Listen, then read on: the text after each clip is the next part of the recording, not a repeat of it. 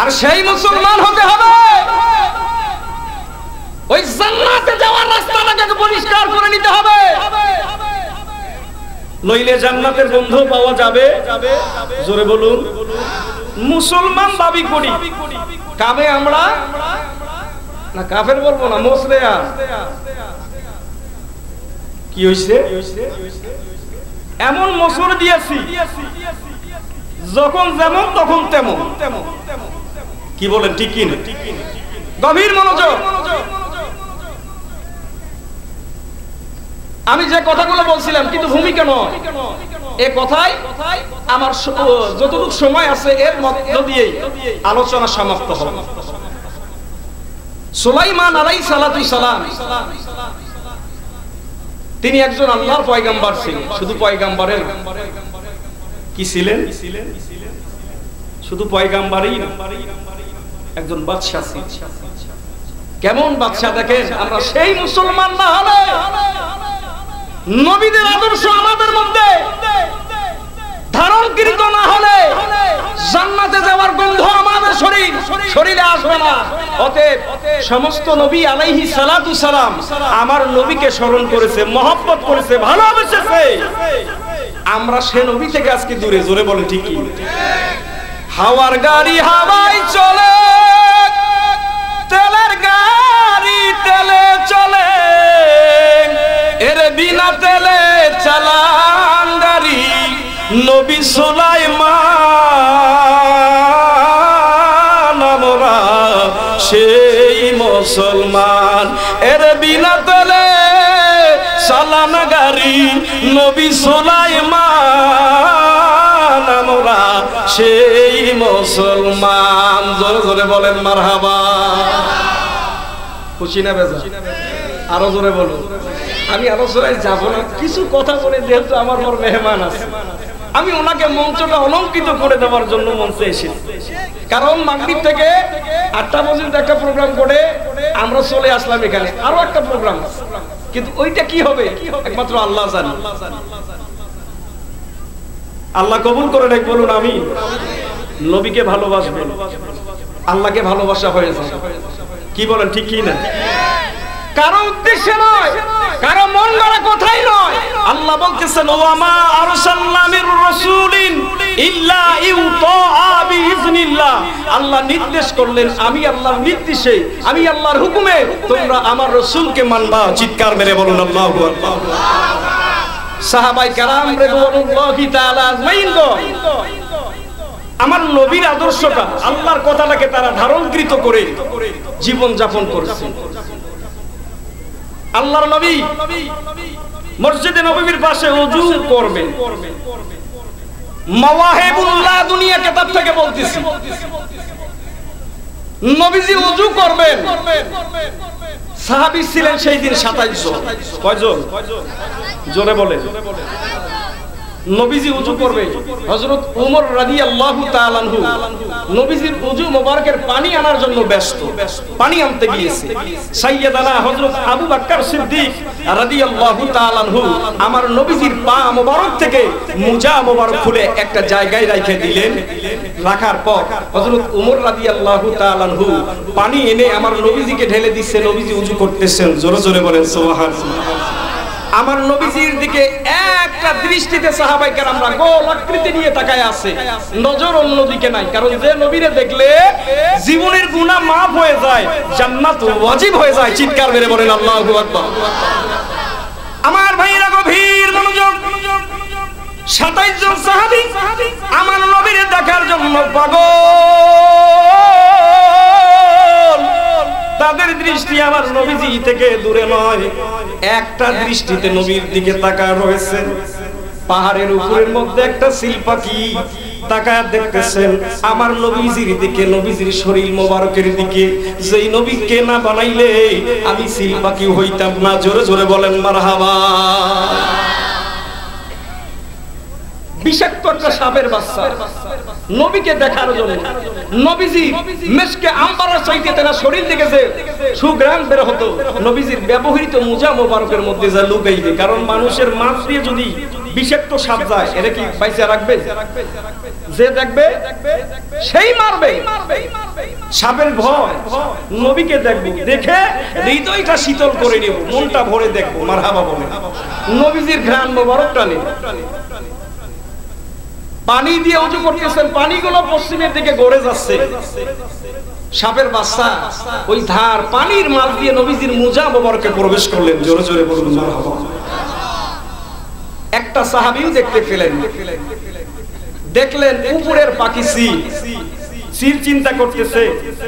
নবীর দরবারে এমন একজন গরম সাহাবী যার নাম হযরত ওমর ফারুক রাদিয়াল্লাহু তাআলা আনহু, যার দিকে তাকাইলে বড় ভয় লাগে। জোরে বলুন আল্লাহু আকবার। চিল পাখি চিন্তা করলেন ওমরের সামনে কেমন যাবে। নবীজি উযু মোবারক শেষ হলে হাত মুছবেন, মুজে মুজা মোবারক পড়বেন। বিষাক্ত সাপ আমার নবীজির শরীর মোবারকে দংশন করবেন, আমি চিল পাখি এটা কোনোদিন সইতে পারবো না। সঙ্গে সঙ্গে 27 জন সাহাবী মাথার উপর দিয়ে এসে সো মেরে ওই মুজা মোবারকটা পাহাড়ের উপরে নিয়ে গেলেন। জোরে জোরে বলুন মারহাবা।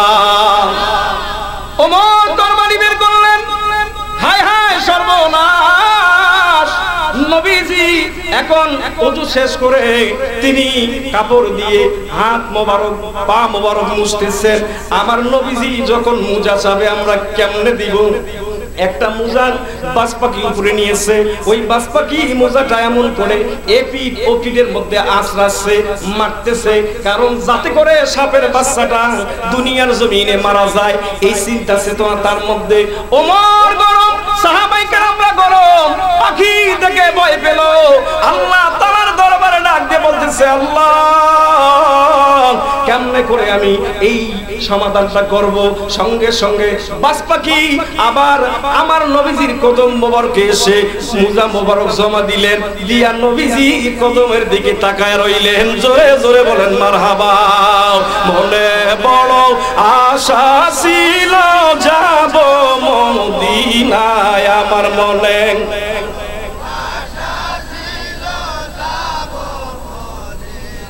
সালাম আমি করব গিয়ে নবীর রওজায়। মনে বড় আশা ছিল আরব সাগরে পাড়ি দিব, নাই যে আমার তরি পাখি নাই যে উড়ে যাব ডানাতে ভর করি। আমার আশায় আছে সম্বল নাই, আশায় আছে সম্বল নাই, করি কি উপায়? মনে বড় আশা ছিল। জোরে বলুন মারহাবা। খারাপ লাগে, কষ্ট লাগে।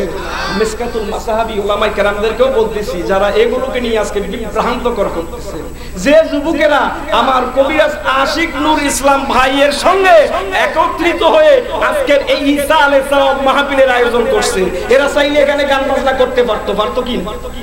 জোরে বলেন পারতো না? যুবক ভাইদেরকে বলবো, তারা যে আজকে এমন একটা নিয়ামত, এমন একটা বেহেশতের বাগান সাজাইছে, অবশ্যই তার মা বাবার কর্ম ভালো ছিল। কি বলেন? আরো জোরে বলেন। আল্লাহ যেন এই যুবকগুলোকে আমার নবীর কদমের সৈনিক হিসাবে কবুল করে নেয়। মহব্বতে বলুন আমিন। আরো জোরে বলুন আমিন। তারা আজকে গান বাজনা থিয়েটারের ব্যবস্থা করে নাই, তারা আজকে এখানে কোরআনের মাহফিল, ওলি আল্লাহদের সম্মান, আমার নবীর সম্মানের আলোচনার ব্যবস্থা করছেন, যেগুলো শুনে আমরা দুনিয়ার জমিনে উপকৃত হতে পারবো এবং পরকালে নাজাতের রাস্তা পাবো। এই ব্যবস্থাটা তারা করে নিয়েছেন। আল্লাহ পাকের দয়া। জোরে বলুন ঠিক কি? এ ভাইরা আমার, নবী পাকের দরবারে মসজিদে নববীর মধ্যে দুইটা মেহরাব ছিল, একটা ইমামের জন্য আর একটা আশিকের জন্য। কি বলে? জোরে বলেন। আংশিক গতবার ওয়াজ করছিলাম, কথাটা যাইতেছি।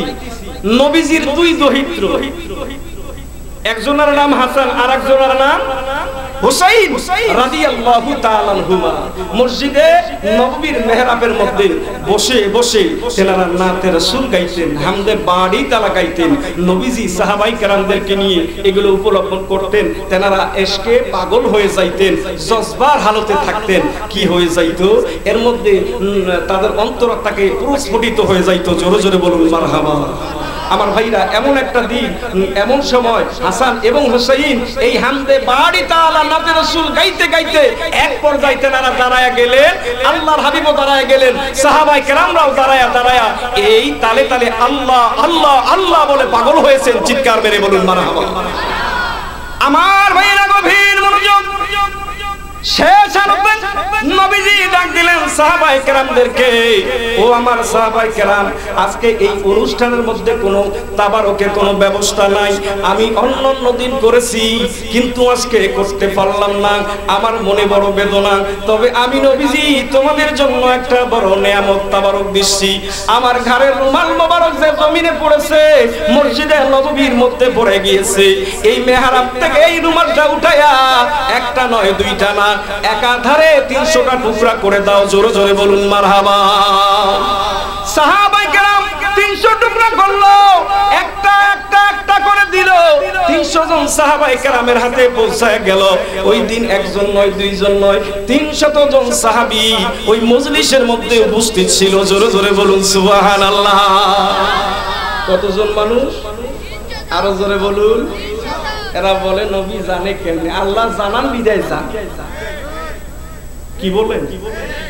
জানান বিধায় আল্লাহ বলতেছেন আমি বন্ধুত্ব করেছি। কি দিয়ে? অন্তরঙ্গ করে। যাকে এত ভালোবেসেছেন কোন নবীকে হাবিবুল্লাহ বলে নাই, বলেছে। ইব্রাহিম আলাইহিস সালামের ব্যাপারে একটু আগে কথা বলে গিয়েছিলেন, তিনি আল্লাহর খলিল। আমার নবী হলো আল্লাহর হাবিব। খলিল আল্লাহর দোস্ত, হাবিব হলো কাছের বন্ধু। মারহাবা বলুন। আরো জোরে বলুন। কষ্ট লাগতেছে? আমি আলোচনার সাইডে যাইতে পারবো না, কারণ সময়ের প্রয়োজন। কিসের প্রয়োজন? অতএব আমারও জন্য ভালো, আপনাদের জন্যও ভালো। আল্লাহ কবুল করে নেক বলুন আমি।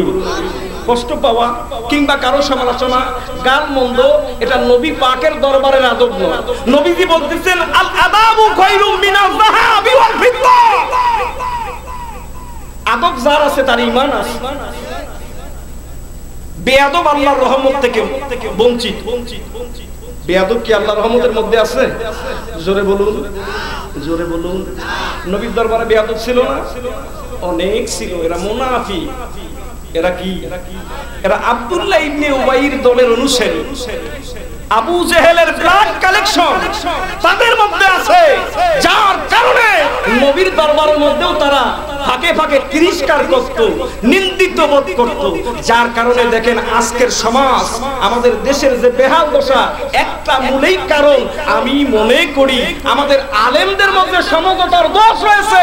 কেহ ডলারকে কালার হয়েছে, আবার কেহ নবীর জন্য জীবনটাকে কোরবান করে দিয়েছে। চিৎকার মেরে বলেন ঠিক কি না? এই ডলার খাওয়ালারা, এরা ওলি আল্লাহ মানে না, নবী মানে না। আজকে যাদের জন্য ইসলাম পাইলাম, কাদের জন্য? মুফতি সাহেবের জন্য। কোন মুফতি সাহেব বলবে ইসলাম নিয়ে এসেছে? 200 বছর আগের দলিল খোলো, আরে কিতাব খোলো। তোমার নামের আগে ছিল শ্রী আব্দুর রহিম, শ্রী আব্দুর রহমান। এই নামটা উৎখাত করলো কি? জোরে বলুন। ওলি আল্লাহ। এরা কারা? জোরে বলুন, এরা কারা? ওলি আল্লাহর দরকার আছে কিনা? আরো জোরে বলুন, আছে কিনা? এটা কাদের দেশ? জোরে বলুন, কাদের দেশ? ভালো করে নোট করে রাখুন। এখন থেকে 400 বছর পূর্বে এই পাক ভারত উপমহাদেশে যারা রাজত্ব করেছেন, যারা শাসন করেছেন, ওনারা অন্য কেউ না, তেনারা হলেন আল্লাহর ওলি সকল। চিৎকার মেরে বলুন আল্লাহু আকবার। যাদের তাওয়াজ্জুর মওদুলাতে দেখেন খাজা মাইনুদ্দিন চিশতি আজমেরি সনজারি গরিবে নওয়াজ রাহিমাহুল্লাহু তাআলা একটা নয়, দুইটা নয়, 90 লক্ষ বেদিনকে মুসলমান বানাইছে। বিধর্মী কি কোন ঠিক কি না? আজকে আমরা এত ওয়াজ করি, বয়ান করি, মাঝে মাঝে অনেক মাহফিলে বলে হুজুর মাহফিল আর ভালো লাগে না, কয় ঘর ঘর মাহফিল, ঘর ঘর, তাতে কি এটা তো ভালো, কয় যাবেন কেমনে, শুধু গীবাত আর সমালোচনা, কারণ এটা নবীর দরবারের আদব নয়। ভালোবাসা দিয়ে পৃথিবীকে জয় করা যাবে, আর হিংসা দিয়ে দুনিয়াকে ধ্বংস করা যাবে। এই ভালোবাসার অভাব একমাত্র নবীর বিপক্ষে যারা চলেছে তাদের কাছ থেকে এসেছে। একটা জিনিস মনে রাখবেন, আসলে শয়তানের প্রধান কেন্দ্রটা হলো চায়ের স্টল। কি কোন ঠিক কি, এখানে ভালো কথা হচ্ছে, ওর কাছে খারাপ লাগতেছে, বিভিন্ন রকম সমালোচনা করছে। অতএব আমি আপনাদের বলতে চাই, ওলি আল্লাহদের পথেই একমাত্র নাজাতের পথ, মুক্তির পথ। যাদের পক্ষে থাকলে আল্লাহর রহমত পাওয়া সম্ভব। জোরে বলুন ঠিক কি। ভাইরা আমার, আসুন, খাজা মাইনুদ্দিন চিশতি বাড়িতে আসলে হাসতে হাসতে আসতেছে, মা বলতেছে বাবা মাইনুদ্দিন, বলতেছেন আম্মা জান কেন হাসো? কয় মা আমি হাসবো না তো কে হাসবে? সুবহানাল্লাহ। আল্লাহর ওলি খাজা মাইনুদ্দিন ডাক দিয়ে বলে মা, আমার হাসার মূলে কারণ আমার দ্বারা এই বিধর্মী দেশের মধ্যে একজন নয়, দুইজন নয়, মাগো 90 লক্ষ বিধর্মী মুসলমান হয়েছে। এই জন্য আমি বড় গর্বিত, আমি বড় খুশি। জোরে জোরে বলুন মারহাবা। এখন খাজা মাইনুদ্দিনের মা বলতেছে বাবা মাইনুদ্দিন, এইটা তোমার কৃতিত্ব নয়, এইটা তোমার অহংকারের কথা নয়। যদি অহংকার করতে হয়, যদি খুশি হইতে হয়, তাহলে আমি তোমার মা হব, কারণ আমি যদি খুশি না হই তোমার খুশি হইয়া কোনো লাভ নাই। জোরে জোরে বলুন মারহাবা। খাজা মাইনুদ্দিন ডাক দিয়ে বললেন মাগো এর ব্যাখ্যাটা আমারে বলুন।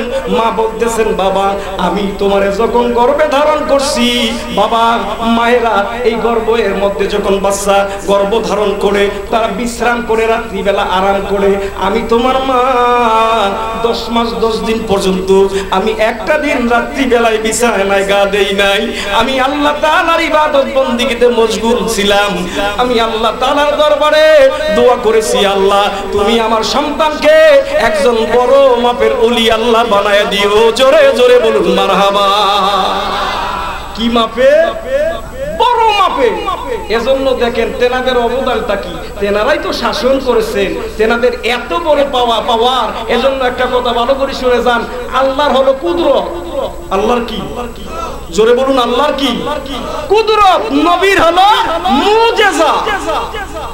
নবীজির কি? জোরে বলুন। আর ওলি আল্লাহর হলো কারামত। তাফসীরে আহমদিয়া করে দেখুন, কারামাতুল আউলিয়া হাক্কুন। ওলি আল্লাহদের কারামত সত্য এবং বাস্তব। যারা মানে তার ঈমান আছে, যারা মানবে না তার ঈমান বলতে কোনো বস্তু থাকবে বাড়াবাড়ি। ইসলামের মধ্যে বাড়ে না, ইসলামের মধ্যে গালমন্দ চলে না। ইসলাম হলো শান্তির ধর্ম, ইসলাম হলো আরাম প্রিয় ধর্ম, যার মধ্যে অফুরন্ত ভালোবাসা মহব্বত নবীর দরবার থেকে এসেছে। কি বলেন ঠিক কি? এখন খাজা মাইনুদ্দিনের মা বলতেছে বাবা তাই শুধু নয়, আমি যতদিন তুমি দুনিয়ায় দুধ পান করছো 2.5 বছর, এই সময় বাবা আমি তোমারে বিনা অজুতে কোনোদিন একটা বার দুধ পান করাই নাই। জোরে হবে না? আরো জোরে চিৎকার মেরে বলুন আল্লাহু আকবার। মহব্বতে বলুন ইয়া রাসূলুল্লাহ। চিৎকার মেরে বলুন ইয়া আউলিয়া আল্লাহ। খুশি না বেজা? আল্লাহ কবুল করে নেক, বলুন আমিন। মাগো কথাটা তো সত্য। মা ভালো হলে সন্তান, মা খারাপ হলে। এ যুবক আমি তোমাদের পায়ে হাত দিয়ে বলি, অধঃপতনে যেও না, জীবনটাকে ধ্বংস করিও না। এই জীবনের মালিক আল্লাহর দরবারে হিসাব দিতে হবে। আল্লাহর দরবারে কি দিবা হিসাব? প্রস্তুতি নাও। সে প্রস্তুতিটা হলো নবীর আদর্শ। 5 ওয়াক্ত নামাজ, বড়দেরকে সম্মান করবা, দেখলে সালাম করবা, এটা অবশ্যই রাখবা। ইসলামের বহির্ভূত কোনো কাজ করবা না, জেনার কাজে যাবা না, ব্যভিচার করবা না, অন্যায় করবা না, হারাম খাবা না। যদি এগুলো থেকে পরিত্যক্ত থাকতে পারো, অবশ্যই তোমার অন্তরাত্মা জিন্দা হয়ে যাবে। জোরে বলেন ঠিক কি না? আল্লাহ বলতেছেন ফি কুলুবিহিম মারাদুন ফাযাদাহুমুল্লাহু মারাদান, অর্থাৎ যাদের অন্তরাত্মার মধ্যে আল্লাহ মোহর মেরে দিয়েছে, এরা ভালো মন্দ কোনোটাই উপলব্ধি করতে পারে না। এই জন্য তারা বলে কই নবী আবার কেমনে বুঝে, কেমনে দেখে? দেখার মালিক, বুঝার মালিক, জানার মালিক।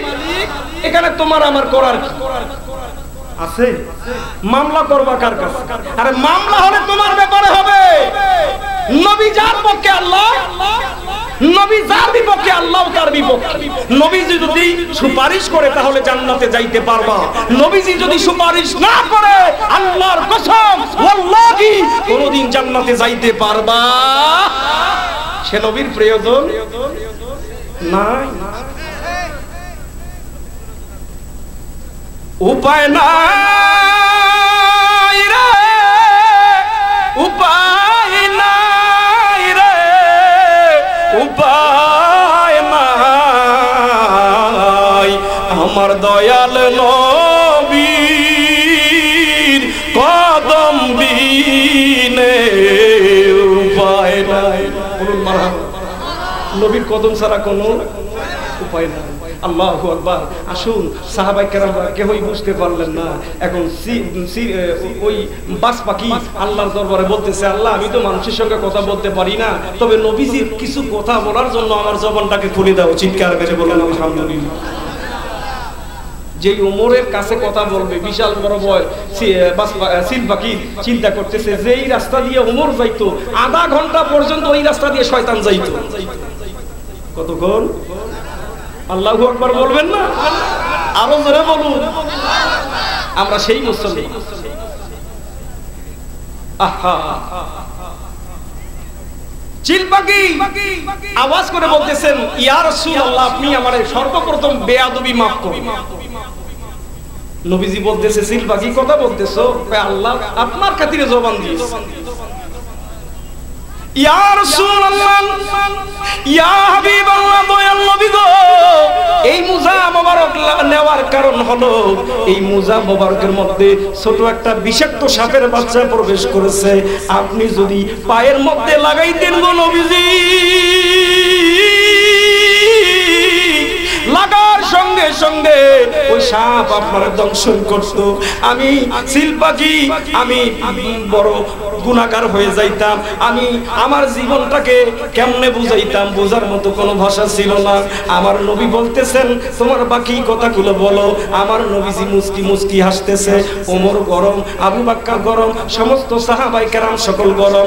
আমার নবীজি বলতেছেন, ও আমার সাহাবায়ে কেরাম তোমরা গরম হইও না। চিল পাখি কি বলেছে এইটা আগে পরিপূর্ণ দেখো।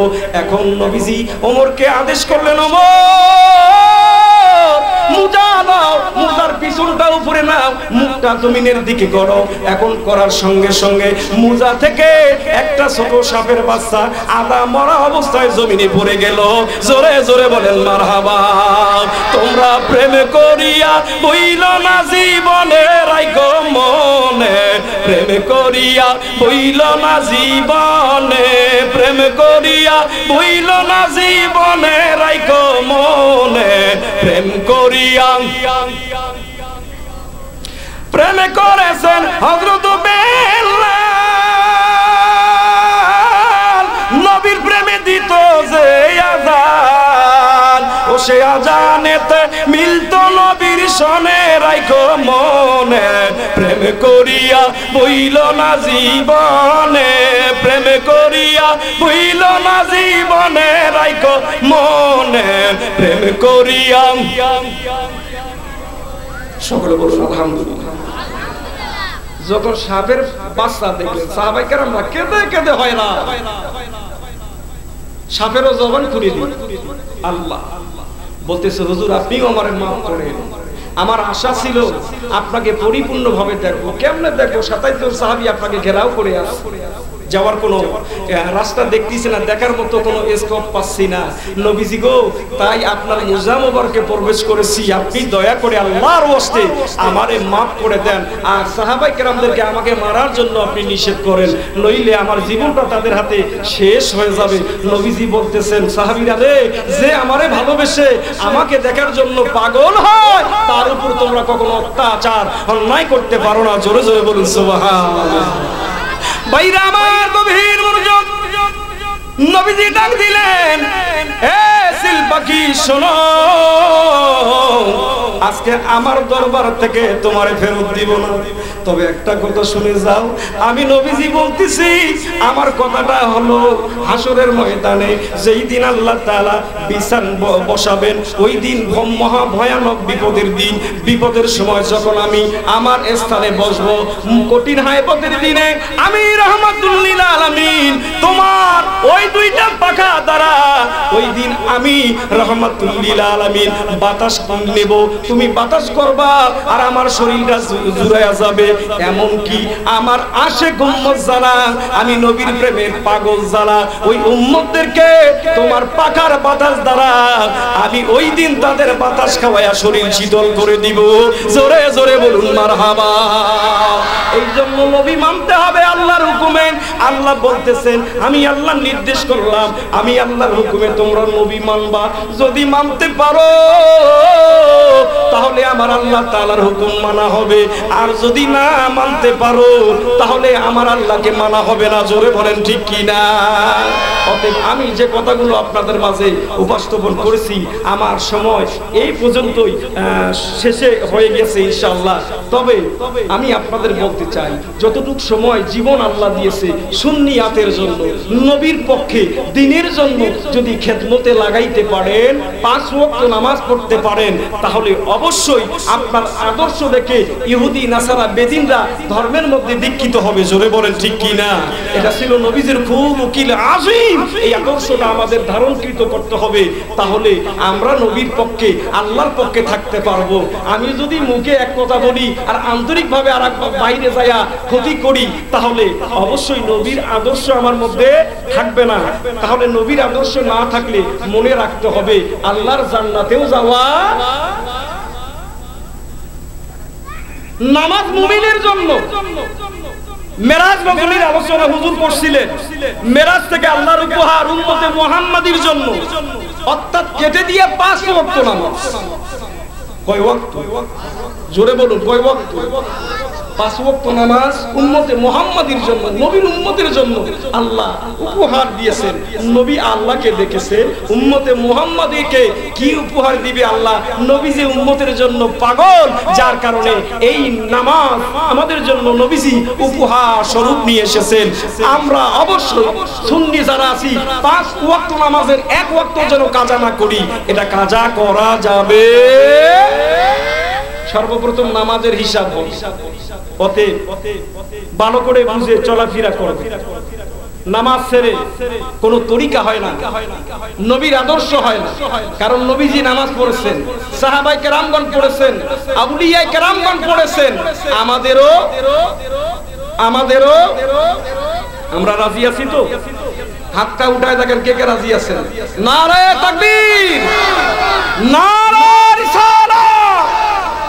হাত নামান। আল্লাহ আমাদেরকে জানে মাল হেফাজত করুক, মোহাম্মদে বলুন আমিন। আল্লাহ বানাইছেন নাস, নাস মানে মানুষ, আর নবীর দরবারে যারা গিয়েছে তারা হইছে আমানু, ঈমানদার। এই ঈমানদারের জন্য নামাজ, মুমিনের জন্য নামাজ, বেদিনীর জন্য নামাজ নয়, বিধর্মীর জন্য নয়। যারা বিধর্মী তারা কি নামাজ? এই করোনার সময় দেখেছেন চীনের প্রেসিডেন্ট শি জিনপিং কি কর, মাথায় টুপি দিয়ে রাস্তার মধ্যে দাঁড়ায় নামাজ পড়ে। ওই নামাজের বোঝে কি? কখন সূরা ফাতিহা পড়া লাগে ওকে জানে? কেমনে ওযু করা লাগে, আগে পা ধুবি না হাত ধুবি তা তো জানে। এখন আল্লাহ তুমি আমাদের রক্ষা করো করোনা থেকে, বিপদ মানে জীবন যাবে, এজন্য মাথায় টুপি দিয়া নামাজে দাঁড়াইছে, আসলে কি ইমানদার? জোরে বলুন, সে কি ইমানদার? সে কি নামাজের পক্ষে? মুসলমানদের খাতিরে, ইমানদারের খাতিরে যদি মাপ পায়। ইহুদি নাসারার কত বড় টেকনিক! তারা ছলনা ভাবে, প্রতারণা ভাবে মুমিনদের মাঝে প্রবেশ করে আজকে বিভিন্ন আঘাত করে মুসলমানদের ফাটল করে দিচ্ছে, যাতে করে মুসলমানরা এক জায়গায় না হইতে পারে। কি বলেন, ঠিক কি না? কারণ মুসলমানরা এক জায়গায় হলে তাদের শরীর জ্বলে। কি কর শরীর, এজন্য আজকে ডলার দিছে সারি, ডলার খাইয়া বলতেছে কয় একটা কথা ভালো করে বুঝবেন, জিনের নাম শুনেছে। জিন মানুষের উপর সওয়ার হলে যদি নাম হয় একটা, মনে করেন ওনার নাম পুরুষ মানুষ, মনে করেন ওনার নাম হচ্ছে রওশন হাবিব। এখন ওনার ঘরে সওয়ার করছে মহিলা জিন। কি জিন? এরা জিজ্ঞেস করতেছে তোর নাম কি? এ কইতেছে আমার নাম আলতাফুন নেসা। আসলে যে কথা বলতে যারা দেখতেছি তার নাম হলো রওশন। এখন কথা বলতেছে আলতাফুন নেসা। চিন্তা করে তার ঘরের মধ্যে সওয়ার হইছে যে ইতর, এই ইতরে যতক্ষণ থাকবে ততক্ষণ ওই বকবে, কিন্তু রওশন হাবিবের একটাও কথা বলার ক্ষমতা। আজকে ঠিক লেবাসধারী কিছু বেঈমান, কিছু মুনাফিক, কিছু ইতরের ঘরে ইহুদি নাসারা ভর করে যেভাবে কথা বলতেছে, এর কারণে মুসলমানরা আজকে মাইর খাচ্ছে, মুসলমানদের শরীর থেকে রক্ত ঝরতেছে। চিৎকার মেরে বলেন ঠিক কি না? আমার ভাইরা, মুসলমানদেরকে, মুসলমান ভাই বোনদেরকে অনুরোধ করব, দিনের জন্য জীবনটা বিলায় দিবেন। এটা শাহাদাতের জীবন, উত্তম জীবন। এই জীবন যদি 1000 কোটি বার আল্লাহ দিত, তারপরেও যদি এই দিনের রাস্তায় জীবনটা দিয়ে দেন, এই জীবন দিলে আপনার লাভ হবে না লস হবে? আরো জোরে বলেন, লাভ হবে না লস হবে? অতএব আমি আপনাদেরকে আর বিরক্ত করতে চাই না, একটা কথাই বলতে চাই। আজকে কিছু লেবাসধারী মানুষ বের হয়েছে, যেটা হলো কাজ্জাবের দল, মিথ্যাবাদীর দল।